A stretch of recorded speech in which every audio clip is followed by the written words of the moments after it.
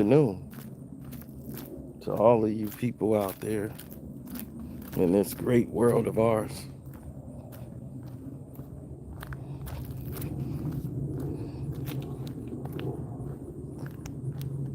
Let's talk about something. The Hollywood Shuffle. What does that mean? What does it represent? Well, I'm glad you've asked, because you're about to get your mind blown. The Hollywood Shuffle is still going on right now, today, in 2025. What they did was allow a few more projects to get light, put on a few more shows, put a lot of more colorful faces in front of the screen, and to act as if there's inclusion in Hollywood.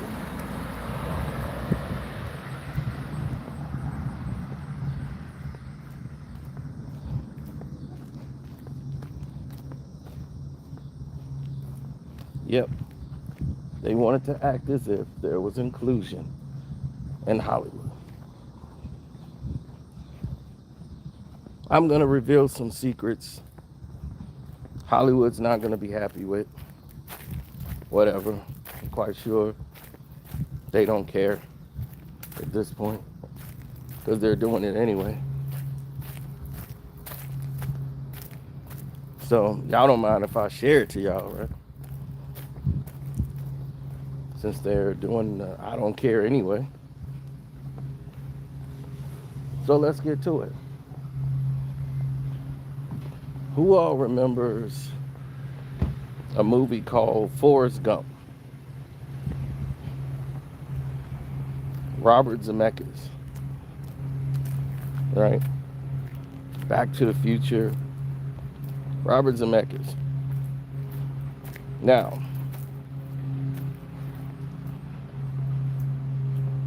who was one of the only black people you saw in Forrest Gump? Bubba. Bubba, who was in the war and everything, right? As they were going through different cultures and time, Forrest Gump is looked at as one of the best films ever made. And right, it's an excellent picture. Excellent. 4-star review. Forrest Gump is that good. Now that we know Forrest Gump is what it is,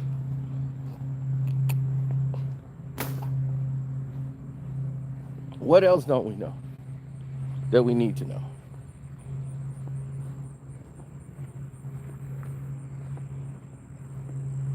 The actor who played Bubba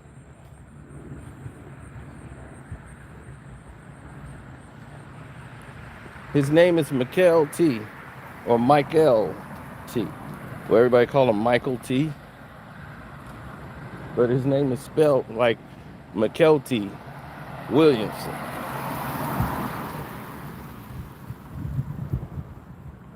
And to get auditions for roles was extremely difficult.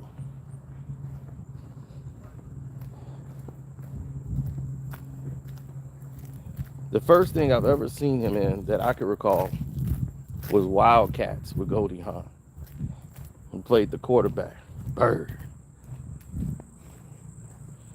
So to see him play that role, and probably did some bit pieces here and there on some soap opera, then he ended up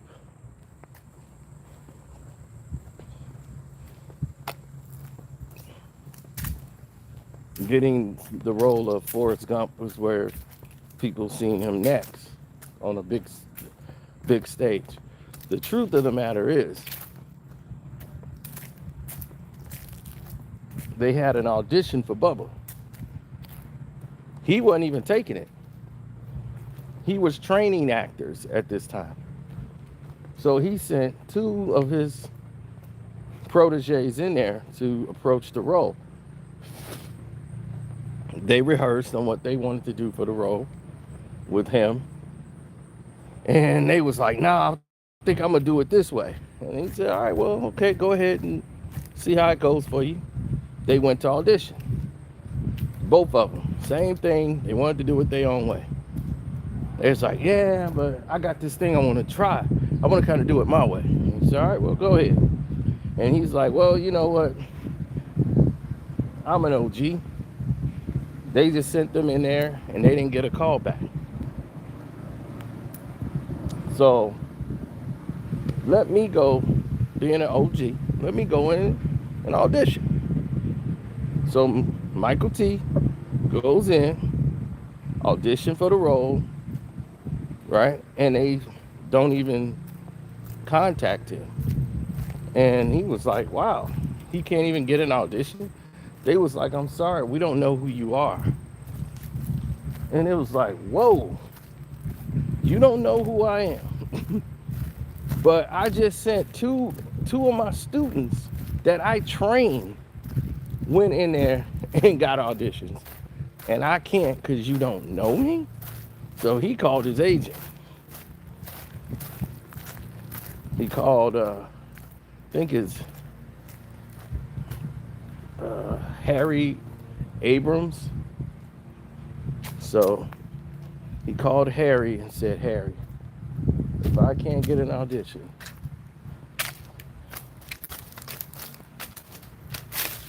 there's no need for us to be working together.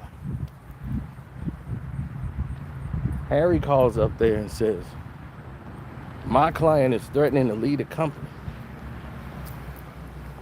And y'all won't even give him an audition?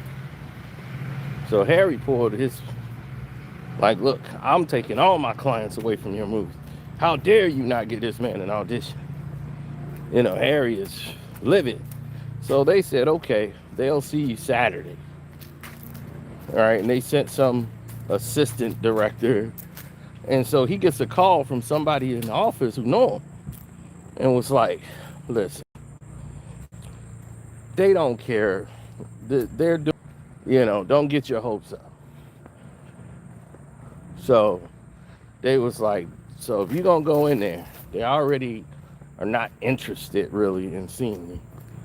Slay it. Just destroy it.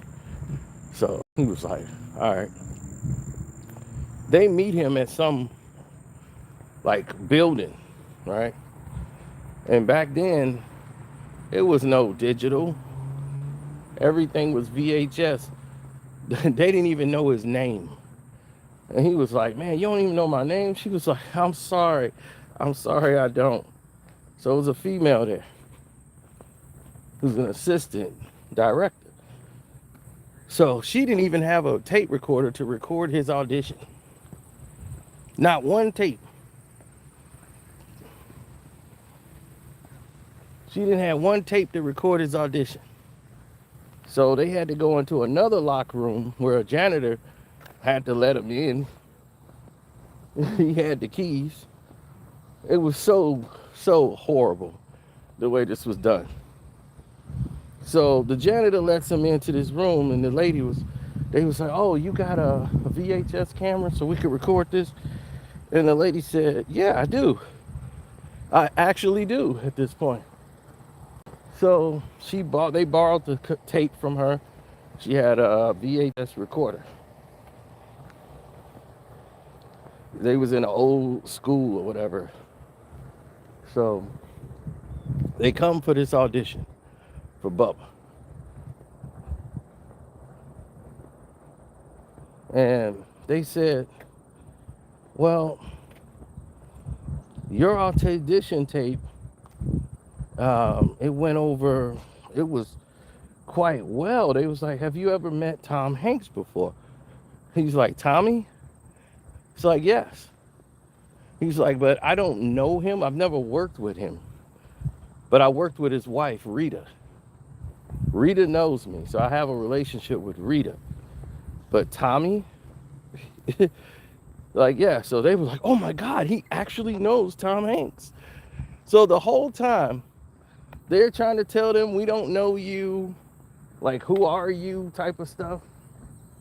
This whole time, he knows Tom Hanks and he knows the wife, but he's never worked with Tom Hanks before.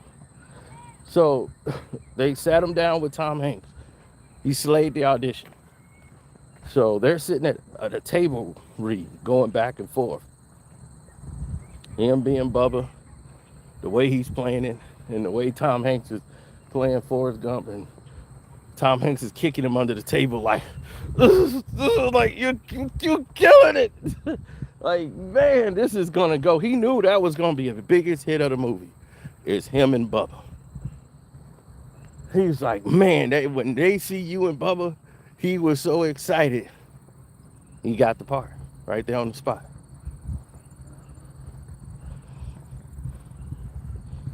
Now,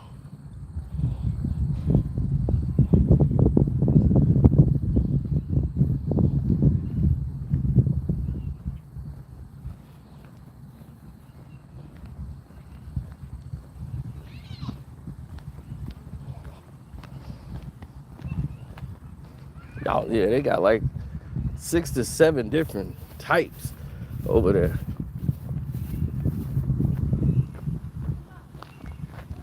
What up, bro? Yeah, it's all 6 to 7 different types.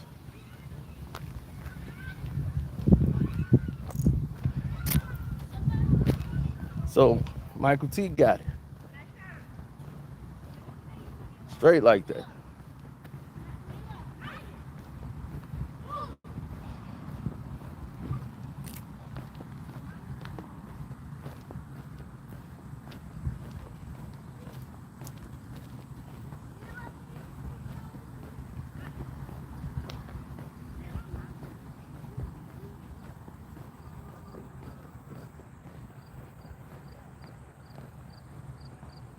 Oh, absolutely.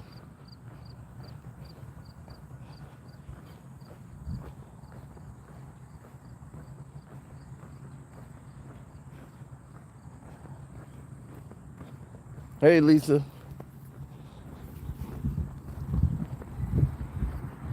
Nah. See,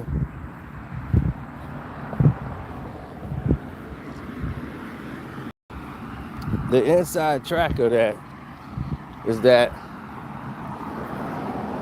it gets worse for auditions and people going out. Who all remember The Dark Knight Rises?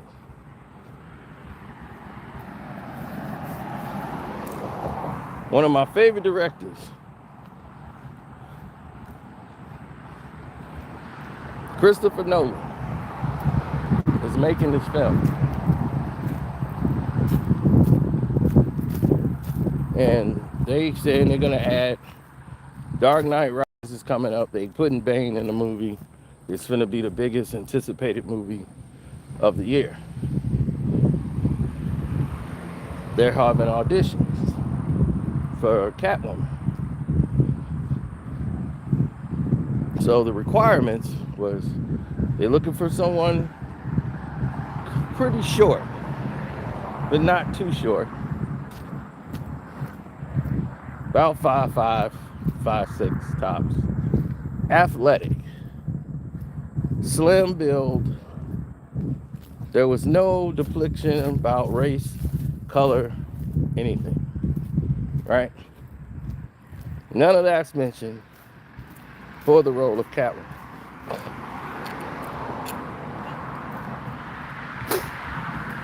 Now, we all know the original Catwoman was a woman of color. But that's neither here nor there.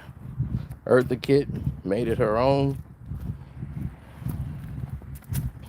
And since then, in the major motion pictures,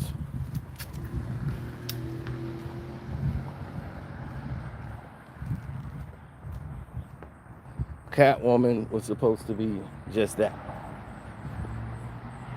Now, there was the Catwoman solo movie with Halle Berry. That came out. We won't even get into how that got made. But it was a big bomb at the box office.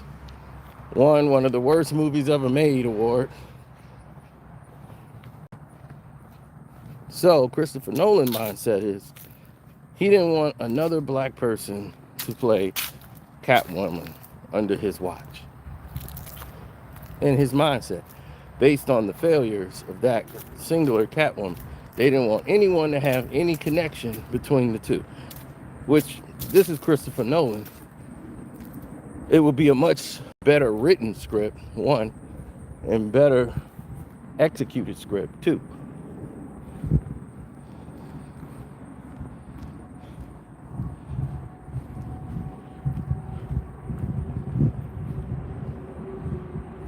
Mm-hmm. So, Zoe Kravitz auditioned for Dark Knight Rises for Catwoman. She was nimble, she did all the test screening, and she jumped off the screen. She got a call back. Her agent said she has the look, her eyes, and the outfit. She had the perfect eyes for Catwoman. It goes to Christopher Nolan's decision, and he basically pulls the plug and says, she's a bit too urban. A bit too urban for the part. Race was never mentioned in the role, but it came from the higher office that she was a bit too urban to play Catwoman.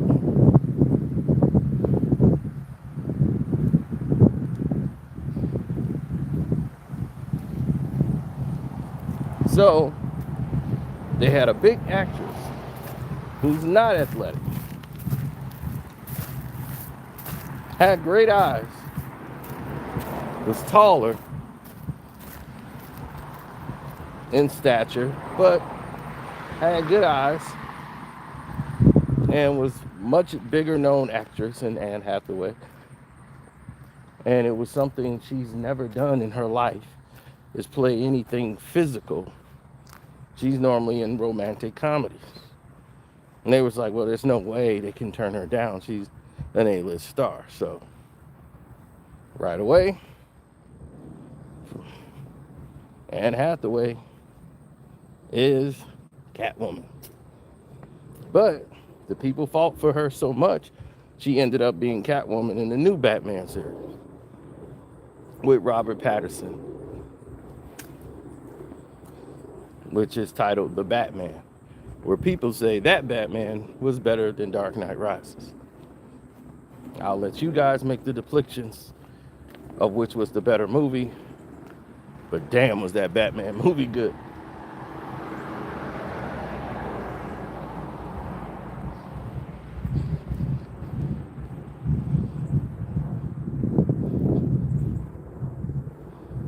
Yes, the Hollywood shuffle goes on and on.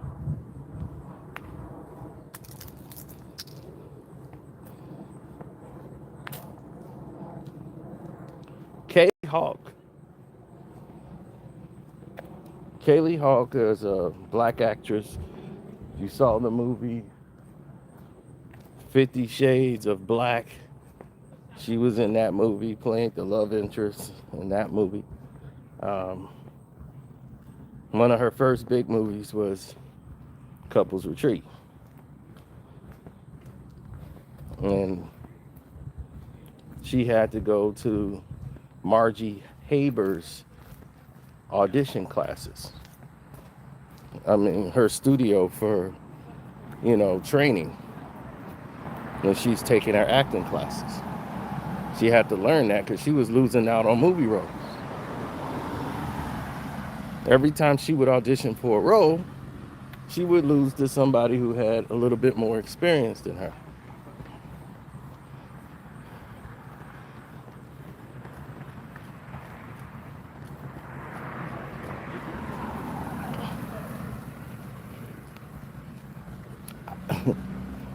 I understood why Christopher Nolan did it. He said, F Christopher Nolan. I wouldn't characterize Christopher Nolan as being a racist. It was just business. You gotta remember, Halle Berry character is the influence behind his decision of not wanting to have a black, even though she looks more French than black.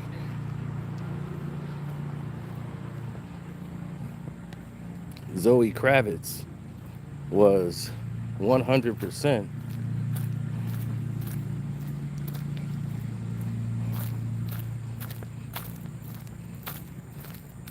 probably a better choice for the role. But it's not like Anne Hathaway did a horrible job as Catwoman.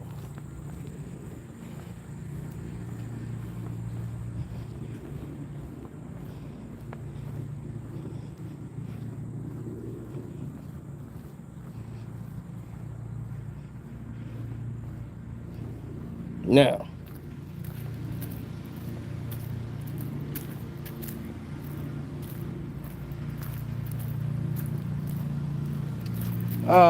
yeah, but that was based on his examples is, they had a black Catwoman in Halle Berry, and that movie bombed. Me coming back with another black Catwoman, I don't want people to reject the film because I've done that. So I can understand his reasoning to back up and support what it is and the decision he was making there. I understood the decision. It's just saying I didn't want a person of color. It had valid points as to why he decided to go in another direction.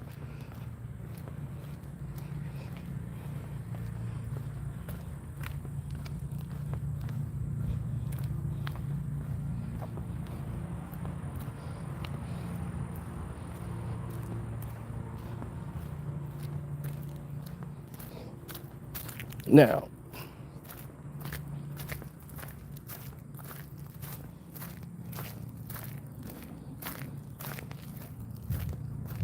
right, so now let's get back to Kaylee Hawk. So Kaylee Hawk, she just didn't have a lot of experience to begin with, so they could automatically use that against her. But she was so talented, she resonated off the screen. In Couples Retreat, she plays a ratchet 20-year-old girl that Faison Love ended up dating, and they were the funniest thing in the movie. But again, racism struck once again, as they were on an international movie poster. Those two characters were removed off of the poster when they put the film up internationally. The black couple was removed when they were basically the crux and the comedy of the movie.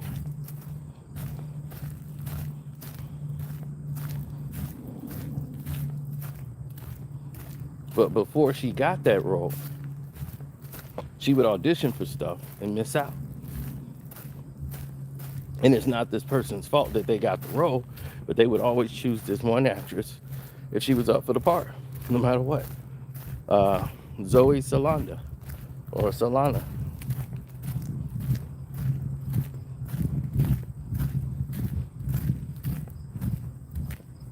I mean, she got how many franchises?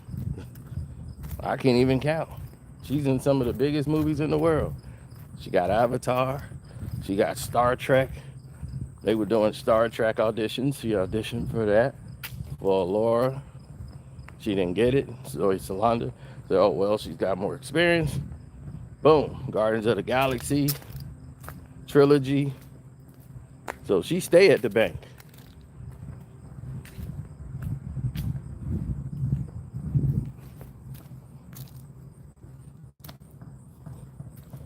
She even got Nicole Simone role, which really upset a lot of black people. And that was the only time they were mad that she got a role. But that's Hollywood Shuffle.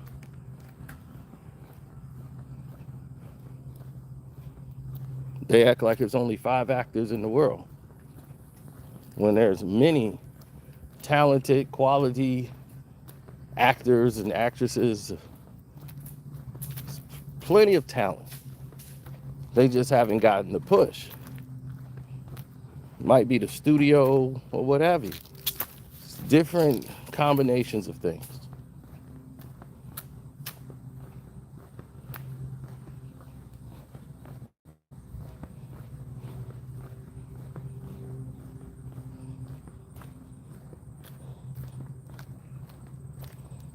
Yeah, Nina Simone.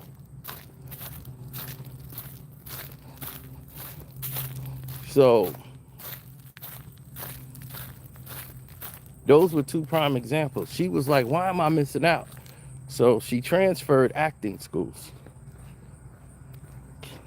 Kaylee transferred to what I said, Margie Hager's acting class. Now, Margie Hager's acting class have a lot of Jewish actors, and they get a lot of movie work.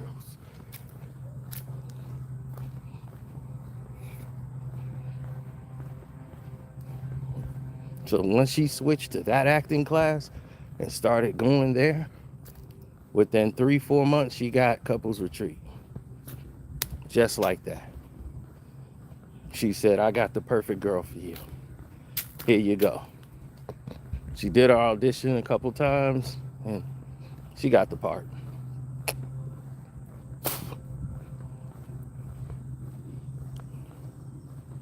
And Kaylee Hawk is a very talented actress.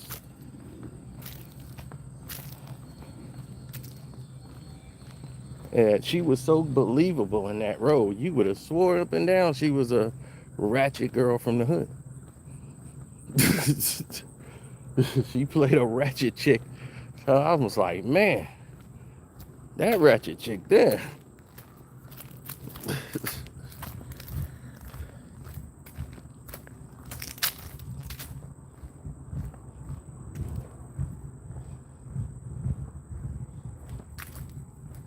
No, it's not easy to play ratchet when you're not ratchet.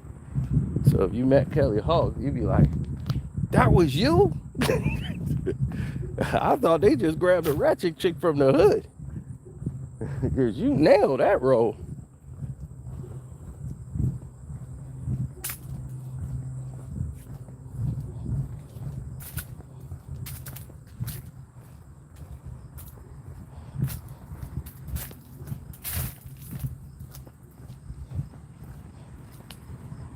Oh, 100%. So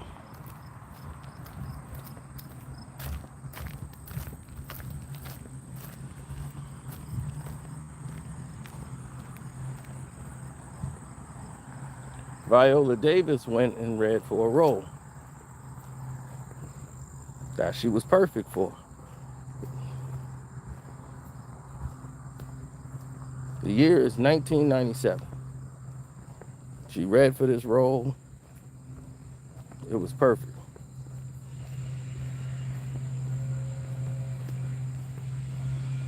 And the person they were looking for, pretty much a person of color, play this movie. It was going to be filmed in Detroit or whatever, different locations, St. Louis, Detroit. Viola Davis nailed the part. And they said, well, she was very good in this part. But I think, I don't know, it's just the optics are off. The optics are off. When they say the optics are off, normally it means she's too black. She's too dark. So she would get turned down for roles, even though she was the better actress in the part, because she was too black.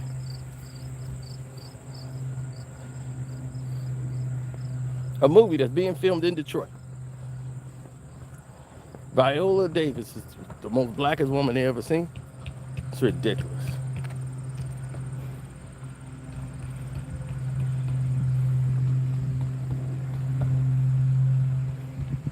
So George Clooney,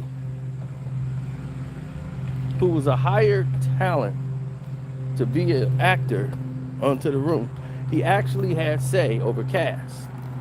And he was doing a movie with Isaiah Washington and Jennifer Lopez. He made personally that they saw Viola Davis's audition for the role for his movie and said, she's in this movie. You're gonna find a part for her to be in this movie. And she ended up playing a small bit part in the movie. And the movie, well, I believe it was called Out of Sight. With Vin Rames, Don Cheadle, almost an entirely black cast, right? Clooney was responsible for help making that happen.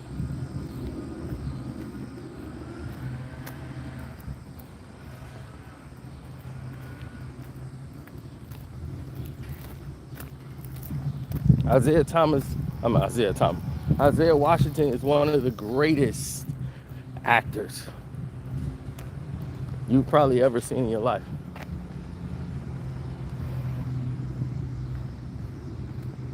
There's no role he can't play.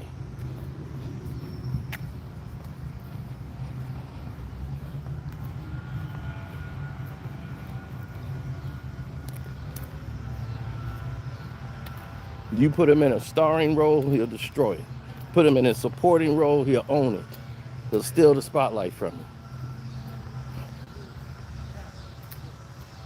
He got tired of the Hollywood shuffle, the politics.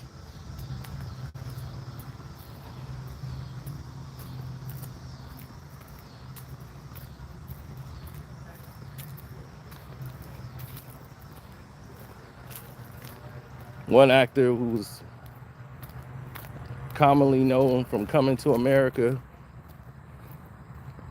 who played Daryl from Soul Glow. He did a movie called The Drop Squad.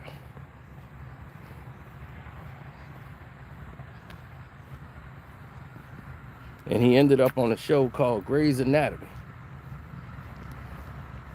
with Isaiah Washington. And the same problems that they went through on one set, they seem to be going through on the other side. Same problems.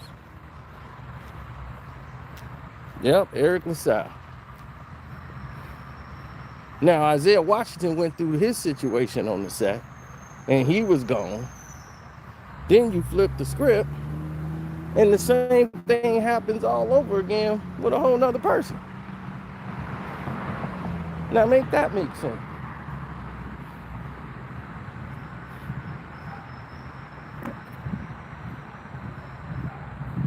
How does that make sense?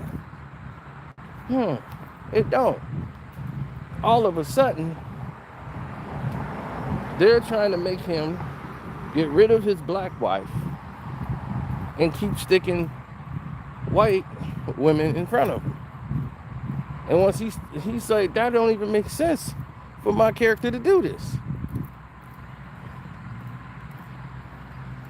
But he got the agenda that they trying to promote interracial relationships on the show. And his character being the only black couple on the show, black man with a black woman, they want to split that up.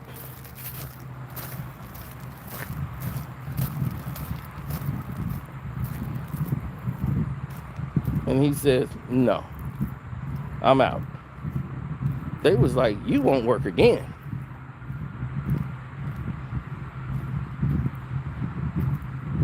Have you seen Eric LaSalle? I know I haven't. But he made a stand.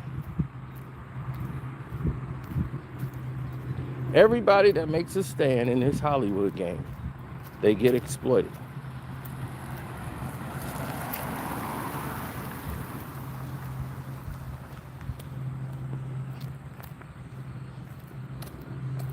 Whether it's on accident, whether it's on purpose, it's being done. So nobody's like imagining things happening. This is what's really going on.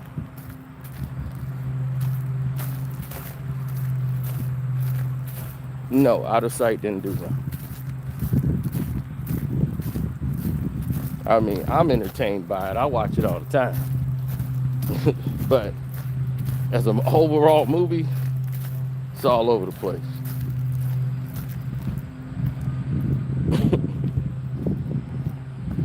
And I'm like, look, Clooney, the next time you want to sleep with Jennifer Lopez, just go get a room. She gonna go. You ain't gotta make a whole movie. The banger in the back of a trunk.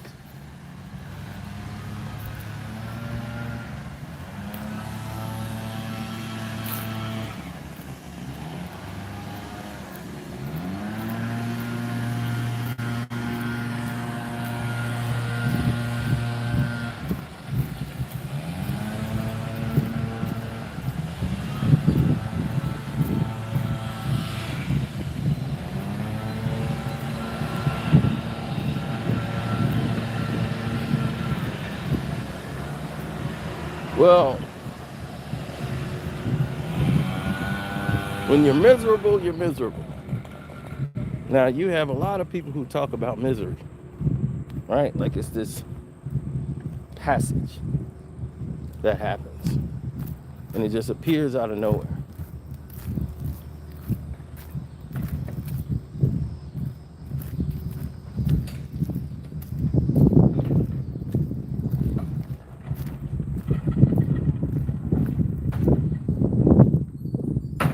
You know? People do it all the time. They come here and they say, hey, what's this about? What's that about?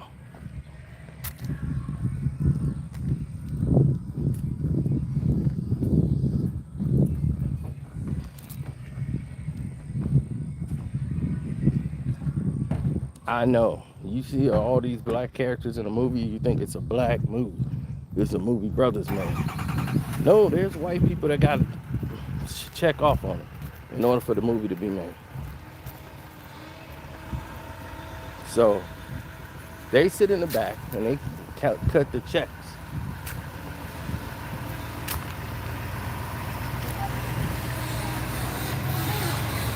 Well, for black women that we saw a lot of, you start seeing Taraji P. Henson telling you like, damn, I can't get a movie role.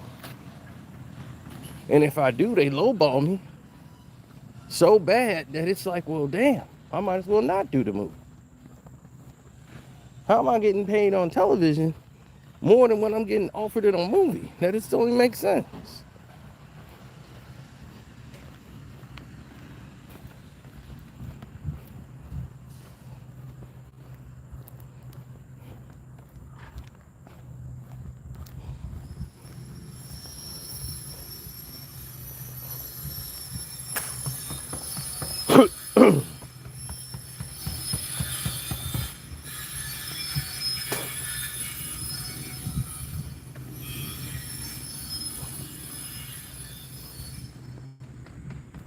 What was one of the main problems?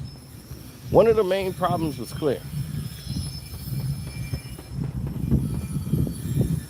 When you have people that don't see the things eye to eye or on the same wavelength as you, you're going to be engulfed in problems and issues.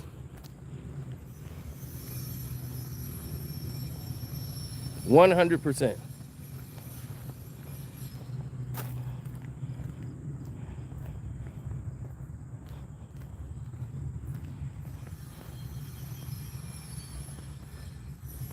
And when the studio has their very famous line, they don't have to. If the studio don't have to work with you, you're out.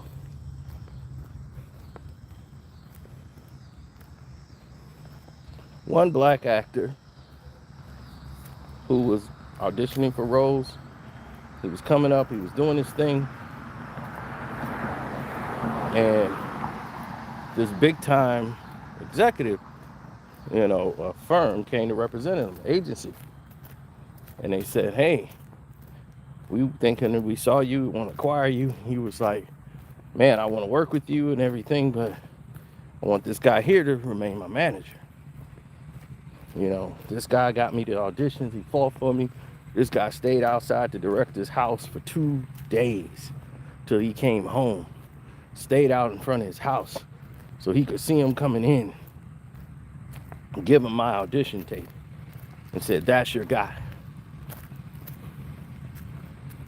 And he's like, he got me those auditions. This is my manager. Like, nobody done it. I can't cut him out.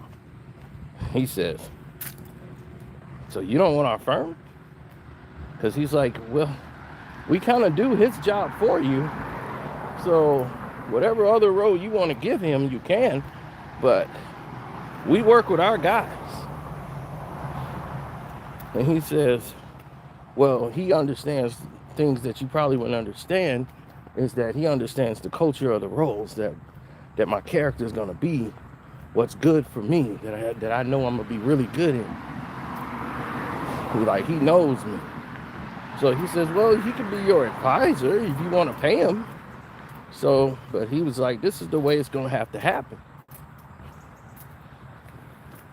So he talks with his boy, and his boy told him, he said, man, it's about you being a star, man. Don't worry about me. I always know you're going to do right by me, but I want to see you shine. So if you feel this is a good deal for you, you can go ahead and take it. I won't hold you up, brother. So the black actor said, okay, but I want to meet who's going to be representing before I sign anything. So they took him on the tour. They said, oh, no problem. See, you're going to be working here with this guy. And the guy was a Jewish guy. And the girl, she was a Jewish girl. And there was another Jewish guy who was over there, and another Jewish person over here. He says, wait a minute, is everybody in here Jewish? He's like, oh, I know what you think. No, it's not. Ron's there is, he's a Catholic Irish. So that's Ron. He's Catholic Irish. So it's not all Jewish. He's like, that's not what I meant. I meant, like, are there any urban people working here? He's like,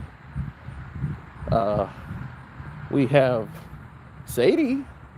She's the press secretary. Aren't you part African or something? I think her grandfather or something was black or something. Okay. I don't know. You know, we just go for the best people, you know. We're not looking at color, buddy. So the black actor said, hey, wait a minute.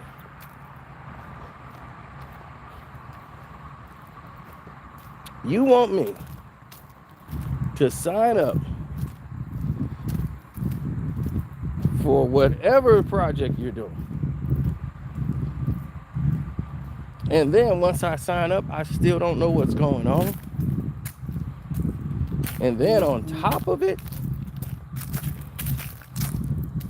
I'm stuck, and y'all just put me in trust me, you're gonna be at the top of the list, buddy. You're gonna make this much. You will never make under this per year. And it was 7 figures plus.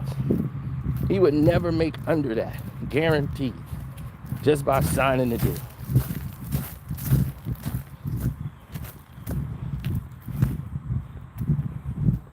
Then the other guy come over, Artie. Artie comes over and grabs him and says,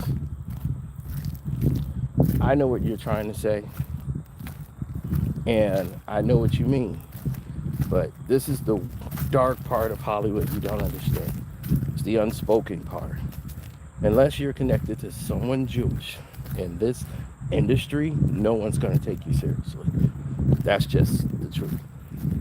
I know you want to stick to people you know because you knew them coming up, but if you don't expand your circle, when you have the opportunity to expand your circle, you'll be left out of the circle. So what is your plan? So that person signed the deal.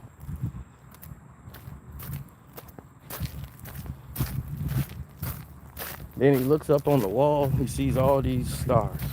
He's seeing all these black stars, black actors. They're all signed with this agency. He was like, wow, guess this is a good deal for me. So he signed these deals, and he don't like any of the roles they're giving. The roles have no soul to them. People look at him as if, that's another corny brother. So now he don't have the backing of the people. and they turn on them. Then what the agency gonna do? All that money that they guarantee you was gonna make, well, now you got a new guarantee because you are not packing them in no more. People don't want to see you anymore. But hey, we got this movie here. Looks pretty good. You play this guy who's questioning life, questioning his sexuality, questioning where he exists in the world. This could be a good comeback role for you.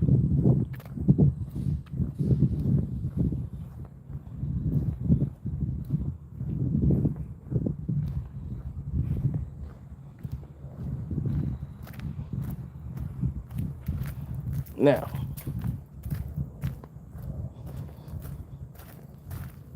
these things exist.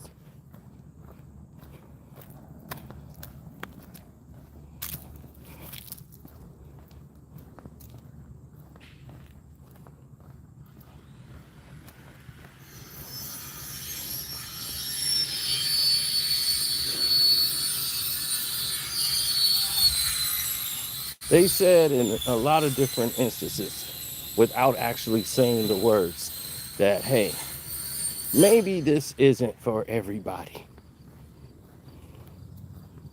Maybe this isn't for you.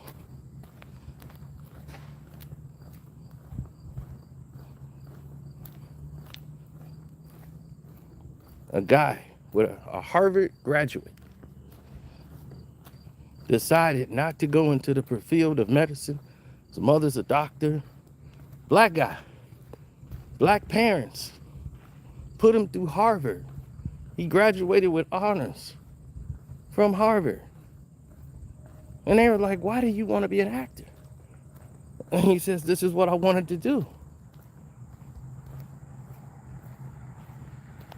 I didn't want to go into the field of medicine. I didn't want to do it. This is what my passion was. And it was like, well, you wasted your life going to Harvard. You're too smart for this part.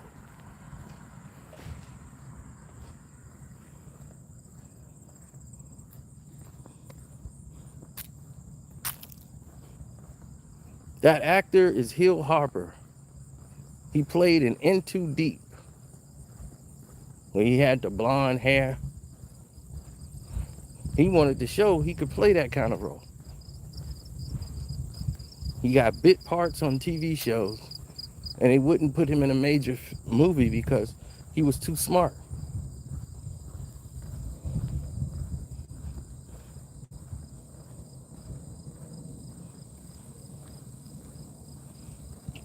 So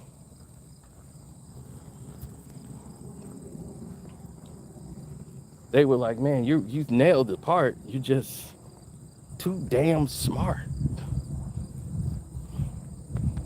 Blair Underwood, another guy, nailing these parts. And they love Blair Underwood. He would do those scenes. He would go these routes and take these avenues. But once he told the studio no, they canceled his damn TV show like that. He played Ironside, the detective in the wheelchair, solving crimes. Great show. Got stopped just like that because he told the studio no one time.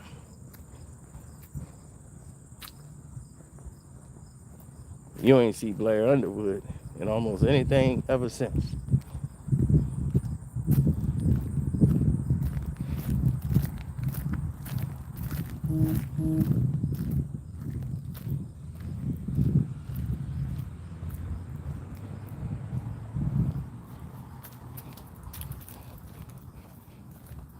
All right, if you ask black folks what's their favorite show or favorite movie, it's not gonna be none of these big budget movies. It'll be a movie that costs probably $2 million to make, $200,000. I love that movie. Have Plenty. You'll never hear nobody say Have Plenty is in their top movies of all time.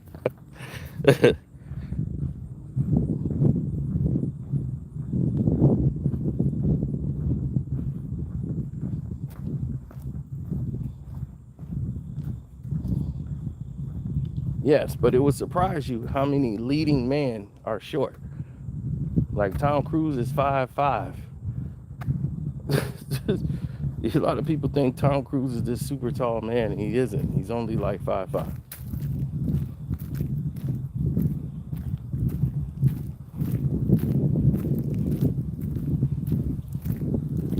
But the way they film him, they make him appear taller than what he actually is.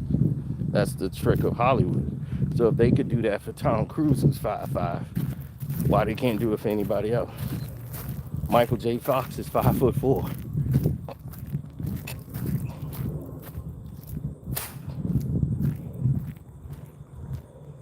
None of these actors are as tall as you think they are. They thought when I was in the room, I'm walking past them, everybody's my height or shorter.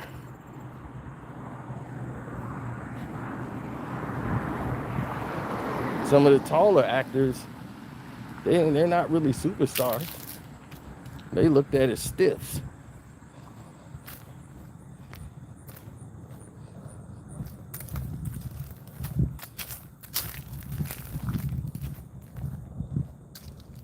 Robert Downey Jr., he's like 5'8", might be 5'8", 5'7". He's shorter than me.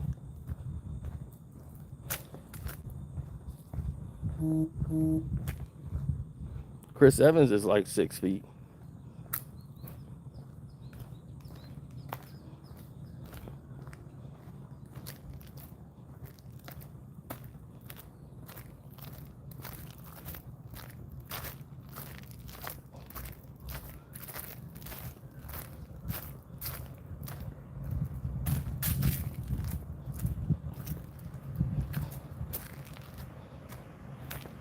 Yeah, Wes is 5'6", 5'7".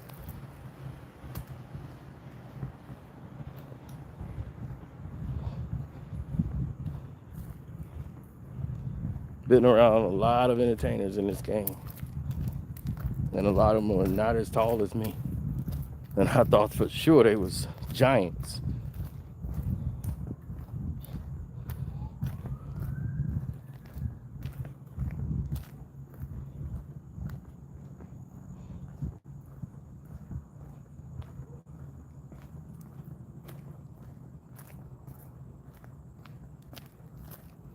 Yeah, I wanted to make sure that people understand the realities of the situation.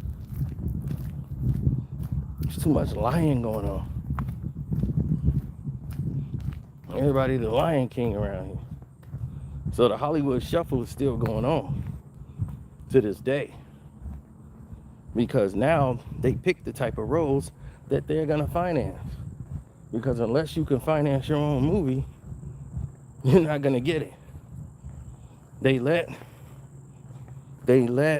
Viola Davis do the Woman King movie, right? To promote this womanism. Put her as a woman in power, right? Then they don't support the film. They throw that out to mess up the Black Panther release of Black Panther 2. Because it's gonna be led by a female. So they threw that out there. They screw Angela Bassett out of her Oscar for Black Panther 2 to give it to Jamie Lee Curtis for a movie she was only in for like 10, 15 minutes. Just to show you, they still in control, baby. They haven't left the room. We still here, baby.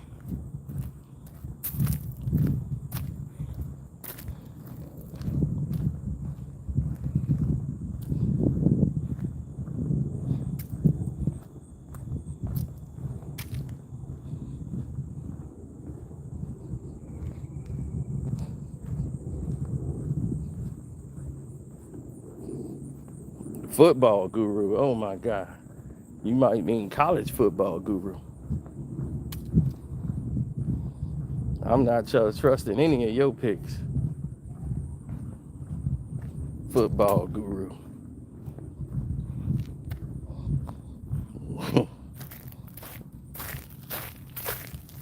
Courtney Lee Vance was passed up for a role.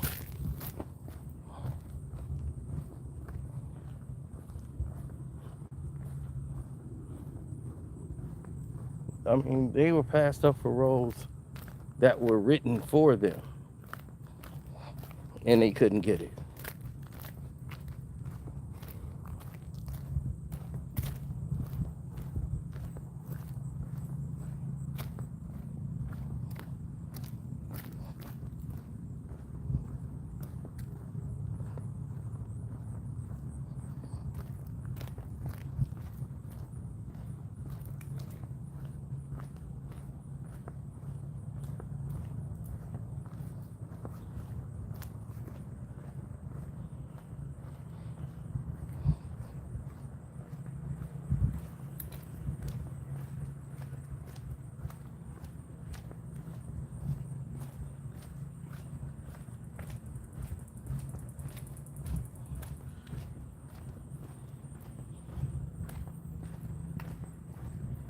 Mm-hmm.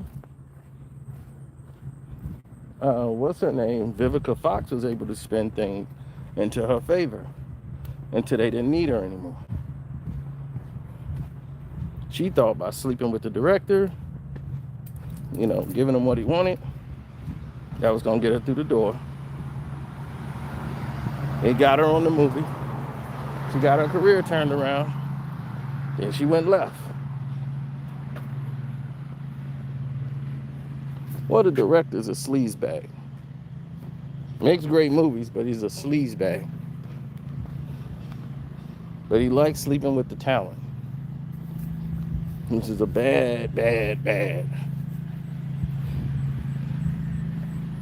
way to move through Hollywood. That's why he has like less than 10 movies.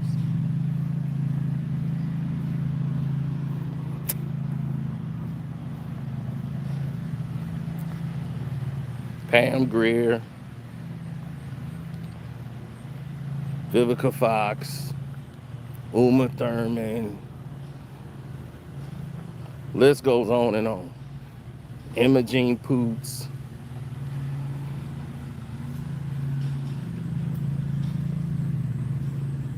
And when he was flirting with the other girl in the movie, her husband was ready to fight him. And that was in a movie that his wife starred in. And he put her in a scene with Robert De Niro in his film, Jackie Brown.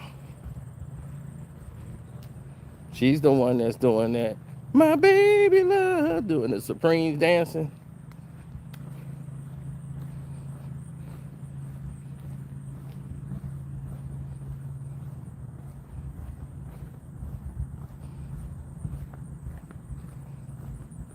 When her husband was best friends with Richard Pryor.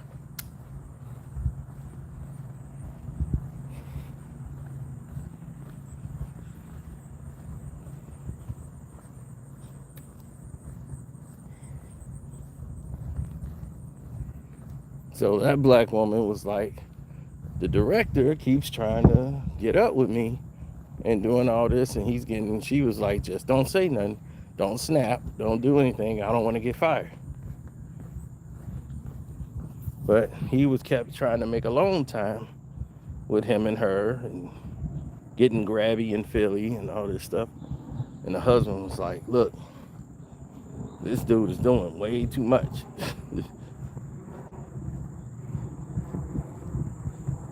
So there was a script change, and her character was abruptly removed from the movie.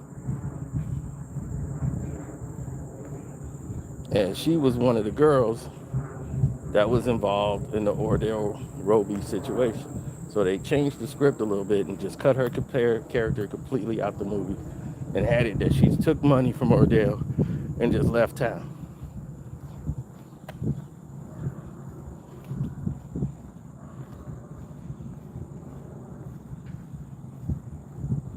Just to get her off of the set because of the husband.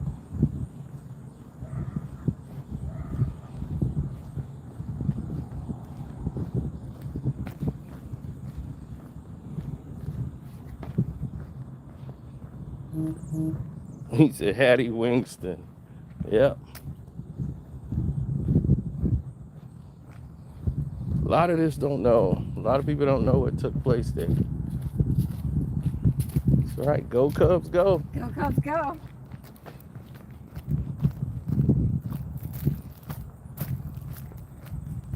Yeah, the Cubs going to the World Series again, as I told y'all. The best thing we did was to cut loose of the big market money man. We had to let him go. One that he couldn't play well. Can't tie up all that money.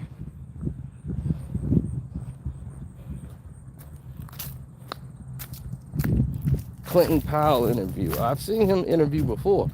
He's another person that had to go through auditioning hell. Couldn't get a movie role. Kept getting typecast. They just wouldn't give him the opportunity. Even in Black Hollywood.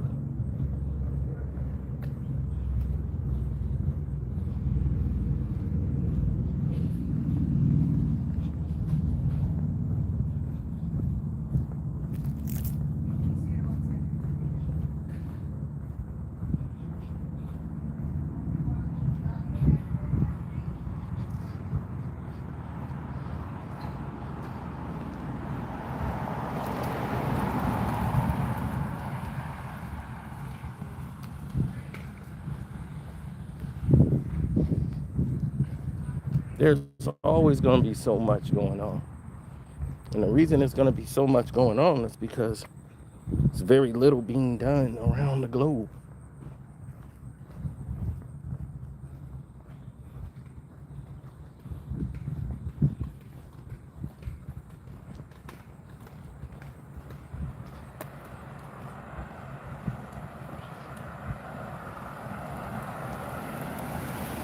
Who remembers Con Air?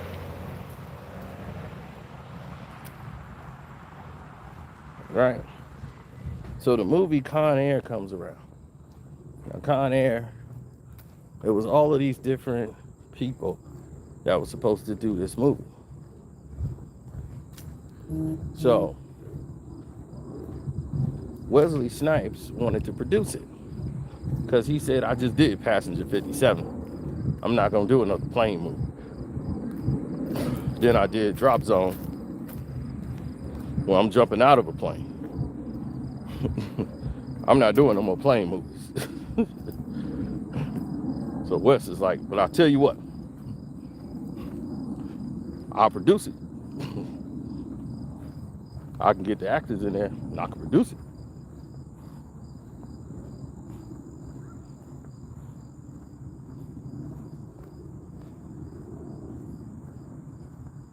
Oh yeah. That just goes to show you how crazy the game is. Wesley Snipes got a guy put on the movie that was his, and the whole time in the movie, they trying to fire him for it. So let me just go back to Drop Zone with Wesley Snipes first, then we'll get to Con Air. So Drop Zone comes out.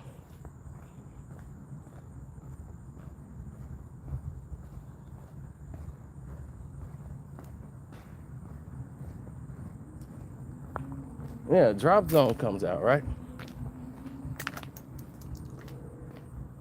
Oh, they're getting ready to make it. He gets Gary Busey for the movie. The studio didn't want him. They said he's too unpredictable. We can't work with him. We don't know which guy we're going to get. And Wes said, I'm telling you, nah, we got to get Gary Busey. Busey's the guy. I'm telling you, nobody going to play a villain better than him. I'm telling you, you want to make this movie work, you got to get Busey. And the whole time, there's like, no one's going to believe Wesley Snipes jumping out of planes. So they were trying to say, okay, let's make this Wesley Snipes and another superstar that you could work with in the movie. We'll bring in Woody Harrelson. Oh, you can see Woody Harrelson jumping out of a plane, but not me. We're just saying, the two of you together, jumping out of planes, like a buddy partner cop thing. This is my movie, my show. It's Wesley Snipes. I'm the head actor, lead actor. So they had a test, and a lot of people just didn't buy Wesley Snipes being a skydiver, even though he was undercover on a case.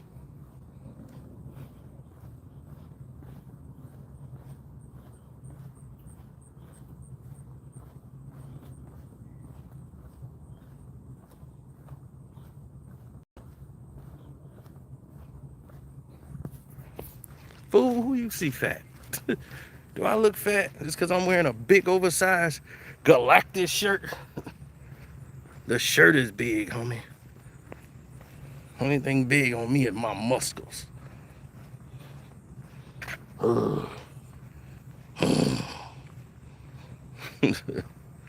This is muscle, buddy. Nothing more.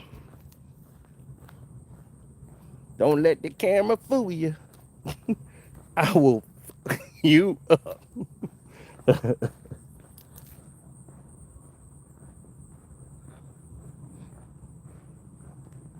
So they tried to replace Wesley Snipes now, who had proven he was a bankable star. They said, well, Wesley Snipes is a bankable star, but do we really believe in Wesley Snipes?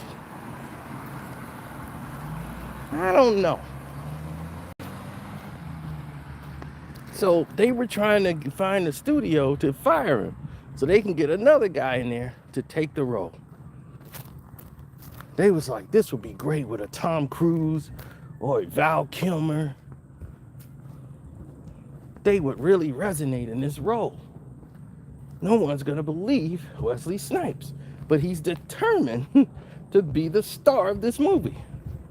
Now, Busey and him do the scene together. They love Busey now. Busey's perfect. He's right. So they're ready. Busey, the guy who they didn't want to hire, they hired Gary Busey, and they trying to find ways to fire Wesley Snipes, the star of the movie, the guy who said bring him in. It's crazy. That was done deliberately. You got a director who's trying to sabotage the movie because he doesn't want Wesley Snipes as the star of the movie, when it's not even his job. But his contract says this is what's gonna happen. Guess what's gonna happen?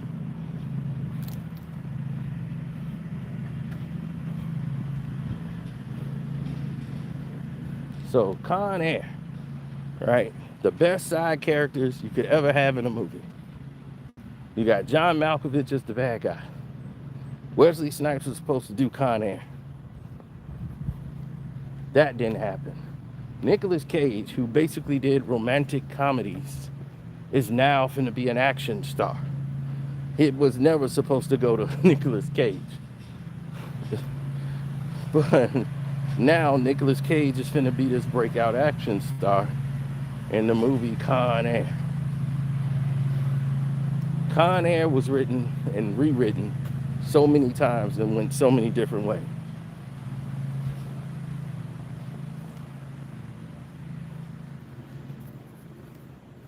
Con Air original ending was that Cyrus the Virus was going to get away.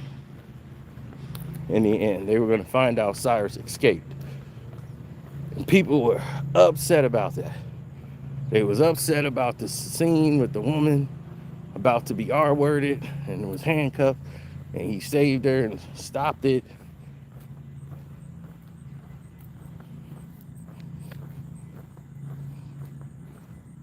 They had to make changes. Steve Buscemi, in the scene with the little girl,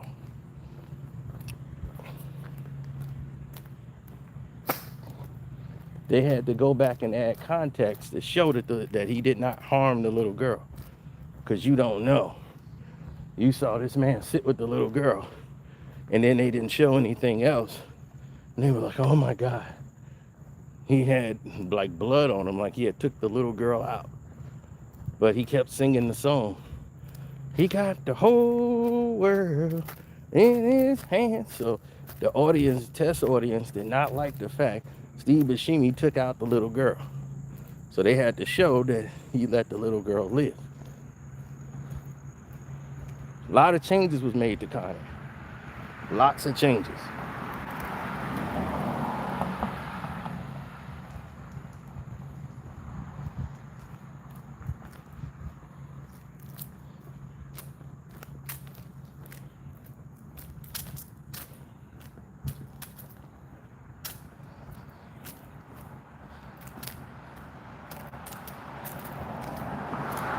Well, that's why I didn't want to sit on the floor, because once you sit on the floor, that's it.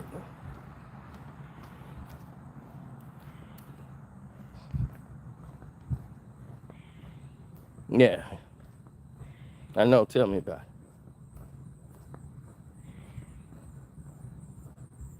So the same guy, Michael T.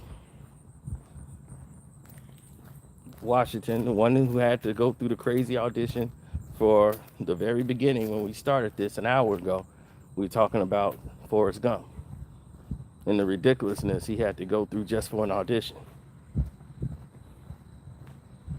He almost didn't get the part for Con Air. And he was being turned down because he played Bubba so well. They didn't know he had a prosthetic in his mouth. They thought that's how he naturally was. So they was like, oh yeah, I seen Forrest Gump and he was great in Forrest Gump, but I don't think he'll fit in this movie. Because they think he got something really going wrong with him when he got the prosthetic. He was like, no, that's a prosthetic.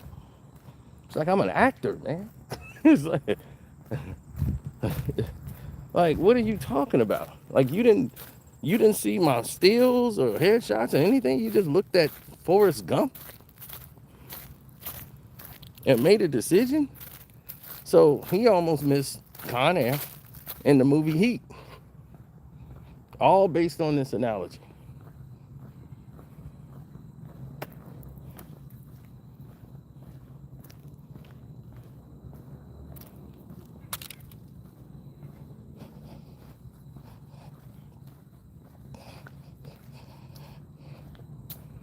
So he got to work side by side with Nicolas Cage.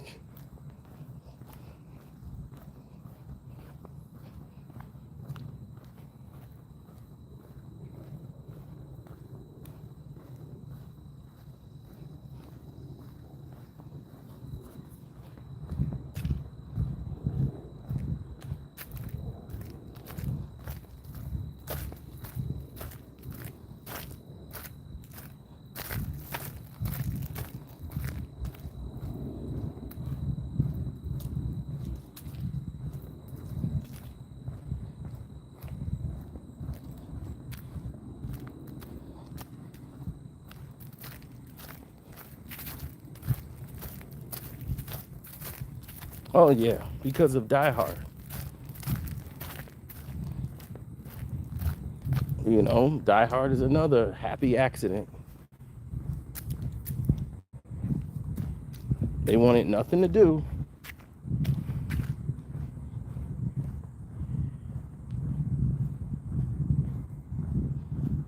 He said the uncle hiding cereal from his nephews is crazy work. Hey, that happens in real life, especially in a black household. Yeah, my tea was great, especially in ATL. Want some cutty?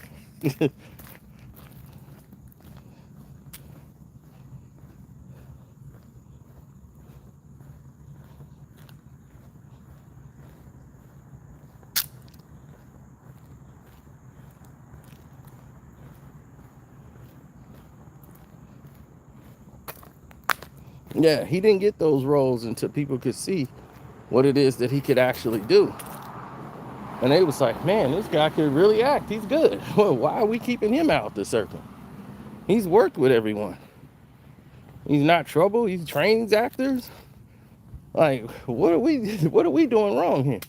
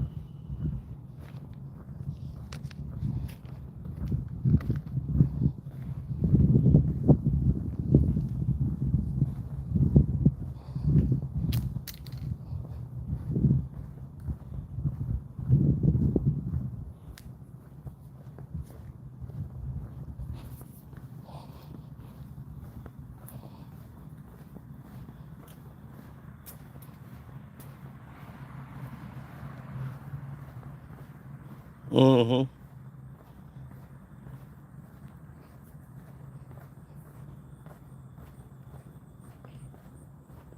Oh, Chappelle came in because Chappelle didn't come in with the brothers.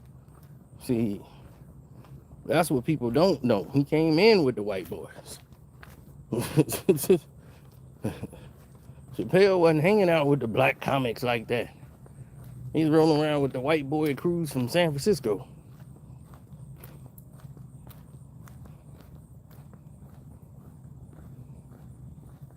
Best friend is white boy Dave. So Dave Chappelle got a lot of opportunity. He didn't come through with the brothers. So it's funny that he's looked at as the king of the brothers. And he came in a whole different door.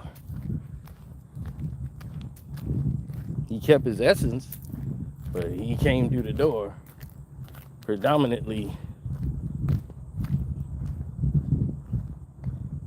with white Jewish people trying to make it. He didn't come in with just the brothers. So he was already on both sides of the Pacific starting off. His stand-up wasn't strong. Definitely not enough to get attention because he basically is a conversationalist.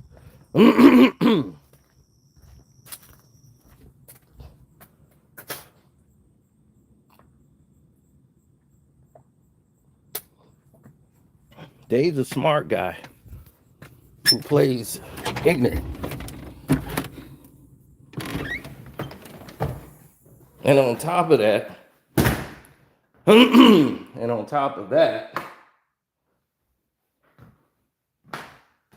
being a smart guy that plays like he's ignorant,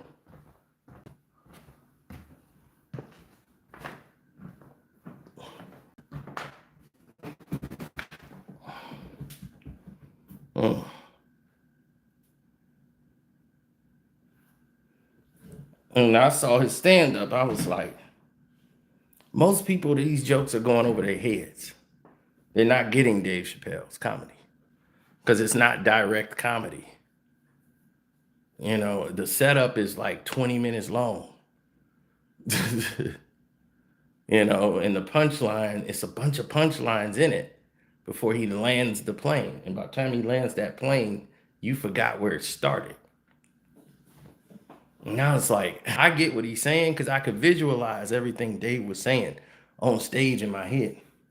So I was like,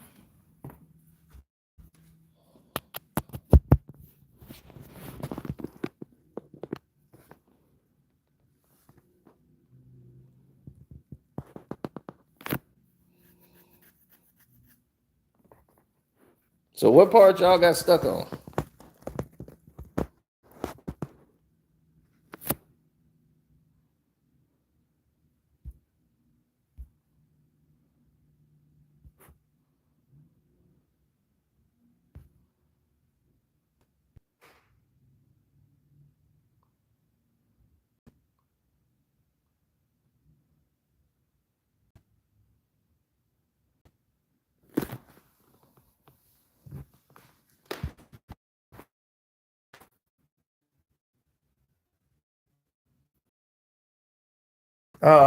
No.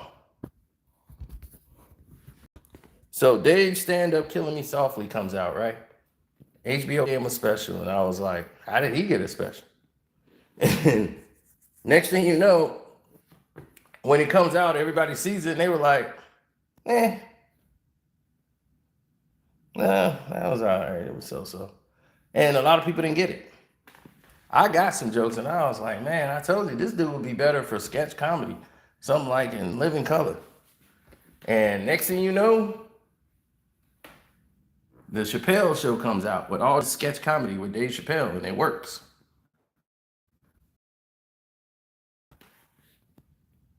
Half Baked had been out. You start seeing him in all these roles with these characters, and he's just funny. And every scene he's in, when you see him act, then you go back. Then everybody went back to watch Killing Him Softly. And look where we are today.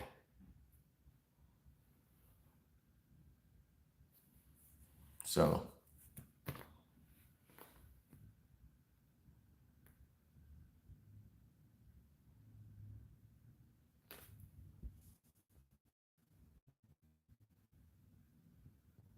all right, that's it.